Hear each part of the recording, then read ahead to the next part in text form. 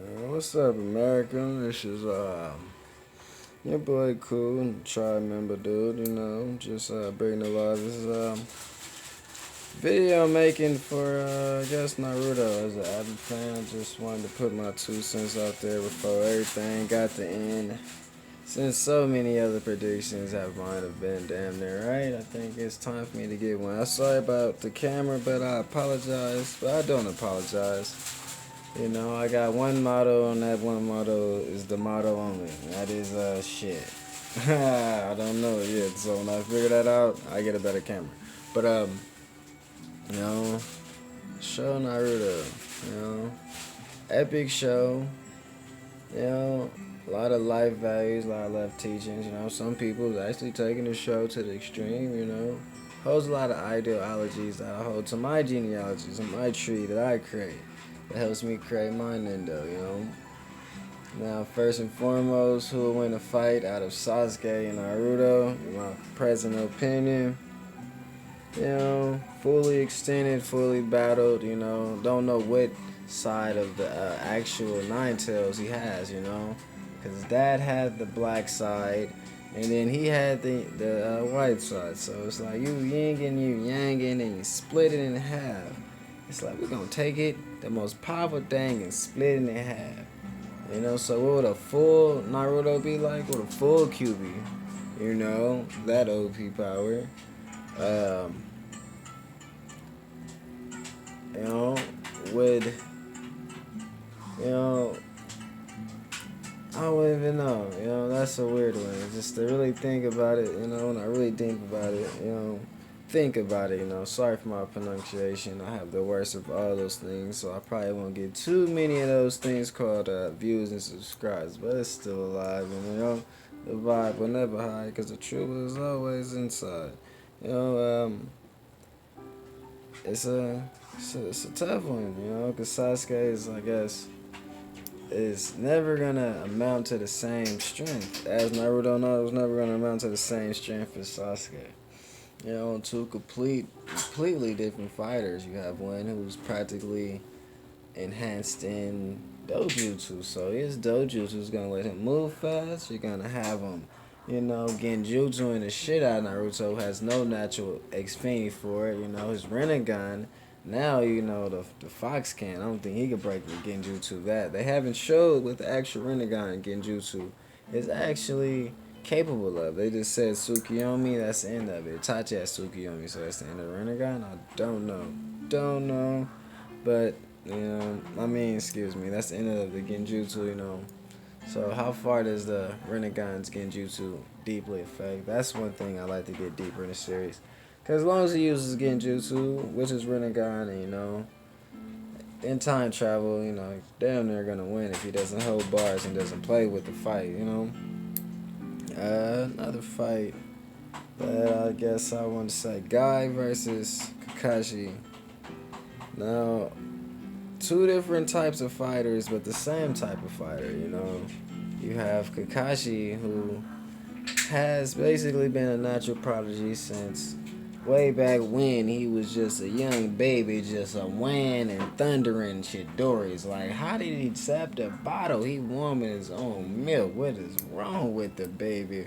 But you got Guy, Guy said, I'm gonna have an ugly Bruce Lee haircut that's like, I don't know if it's Bruce Lee or not Bruce Lee, but I'm gonna rock it anyway. So basically the story's ultimate plot, the prodigy versus the loser. But I think where this varies at is Kakashi was only a prodigy, I would say, due to the fact of fear. A lot of people due to the fact of fear, because in a lot of battles I've seen Kakashi actually get taken down by ninjas. If they would have taken him down, stop playing with him like Zabuza. He had the first round, he had him, various other times, Kakashi has been had. He's not been a character that's been untouchable. Neither is Guy, but when Guy revs it up, it's really not too many people who's gonna stand that strong fist within 3 minutes. It's just like a Pikachu, Honduras, and it's just over. Then he has the A gate, which is the gate of, hey, that's just the end of everything, And all of over, Guy was the savior of the show, And the ultimate plot of this would never been about Naruto. This would have been about the plot of the ultimate Tsukiyomi. It would have been left up to fate on that night, Guy. And I think fate would have had Madara go down, and that would have been the end of everything. And then everybody would be like, yes, Taijutsu's the shit, no more everything else. We just beat everybody that could ever beat anybody with a kick to the ribs, Orochimaru's getting blasted, turning the minions to snakes. You got, 5-day battle, but you got one kick to the chest and just demolish the shit. So plot hole, but the winner of the story has to be Naruto. So you know how that goes. So Kakashi and Guy seems to be an imbecile, but as he taught Neji, he's 1,000 moves ahead, and fighting a Sharingan user who's constantly, as you would say, sculpting and creating their own moves, copying your moves. To be 1,000 moves ahead means that the move that's going to be copied on probably like the 998th kick or punch, that move is going to be inscripted, and it's going to be inscripted so hard that it's going to be undeniably inscripted, but it's going to be understood probably by like 950. That is probably over too late, because he's going to lead you into a kick that you can't do but take, or probably take a punch that probably hurts more than the damn kick. So that one I have to say Guy. Let me see, who's another battle we never get to see? First, Hokage's death. He just the most strongest guy ever. Madara comes in, kills every ninja alliance, kills every goddamn body.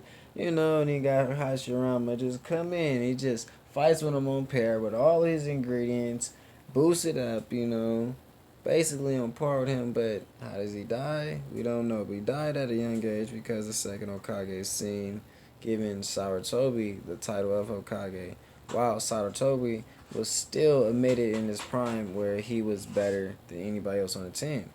A Sarutobi arc, about his prime. I don't think his prime was too interesting personally.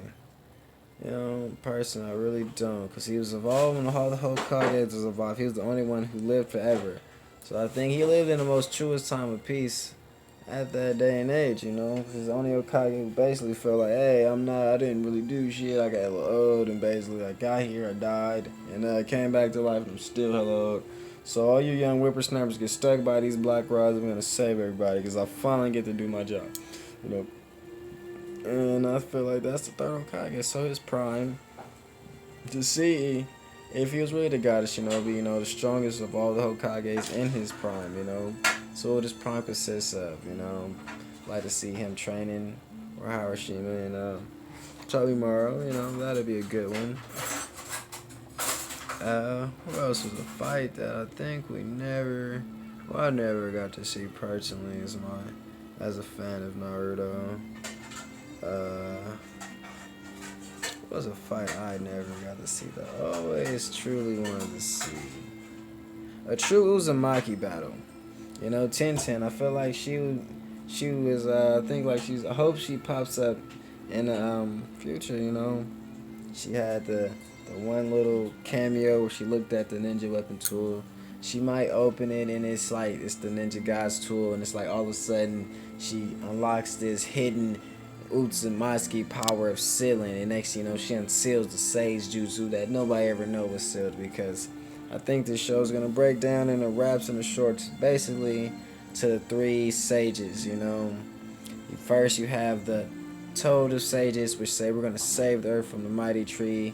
Then you have what we're finding out now, the Snake Sage, The Snake Sages, his script basically told Orochimaru, I apologize my bindings that, speaking on camera is not my professional tease, as you can hear and see, but still a fan, so gotta get out there for showing, so I get to know where I was right and wrong at.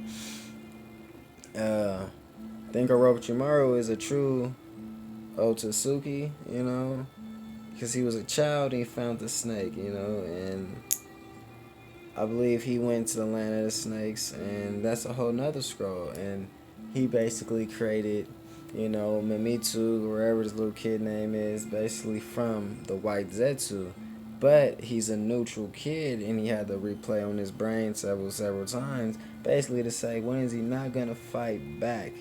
Is he not gonna fight back, or is he ever gonna fight back? He's gonna take his own path. So his path is to illuminate the moon, put light in the darkness. So we're gonna be seeing a Joker type villain, a rational type villain. I see a villain who understands he's a villain, understand why he's a villain, understand that he's here to bring complete destruction. Because Naruto and Sasuke battle about who should basically rule in peace, but it was never who should destroy in peace. That was never a battle. That's never been a battle in the show. So looking forward to seeing the future villains. Because you're only as cool as your villains. And the way of the snake. And then I feel like if there's a third, of this, I feel like it's gonna be based upon Sakura's sage, which is the sage of the slug, which is a healer. So you have the healer, the destroyer, as you can see in that one little Boruto thing. He's basically everybody's dead. And I don't know if everybody's dead, but there's destruction everywhere. Basically the slugs, Sakura goes to find out her true meaning. Her true meaning is to be a slug and slime over everything. Basically, she's gonna be the slug sage, and all three of them are gonna be the sages. And the three sages, the destroyer, the healer, and the neutral. So basically, that's how the show's gonna pan out. Adding that gray factor to yin and yang, where black cuts off and white cuts in, because he wouldn't do it. It'd be optical illusion or whatever you want to call it. That's about it, I have to say. I think these new villains, I think they're gonna these new Otsutsuki villains, they all pretty much suck so far. I want to see the Byakugan used, because as you've seen, it's more like an alien technique. So to see the Byakugan, to see the true power of it, to see it versus Sharingan, to see the long distance attacks, I can't believe somebody has 360-degree vision and the best thing they could do is fucking spin. That's all we're gonna get. You're not gonna get, the genjutsu that traps everybody within my 50 kilometers. Could you imagine the genjutsu the Byakugan would have? To be trapped in a genjutsu once you step in my bubble. That most powerful genjutsu, due to the fact it's a force field. It's every chakra nature. It's everything, because it's already stepped in once you walk in it. Pretty powerful genjutsu right there. And I think that wraps up about just to see the Byakugan finally, to see the Byakugan, because I've always been a fan of Byakugan more than Sharingan. Never liked the fact of getting hit by something super, super slow, and all I could do was watch it hit me in the goddamn face. To see the Byakugan's long distance attack and genjutsu, and to see the true Uzumaki, hopefully somebody gives Tenten some Hyuga blood, and I think that'd be a pretty amazing fighter, a Tenten that has a Byakugan, so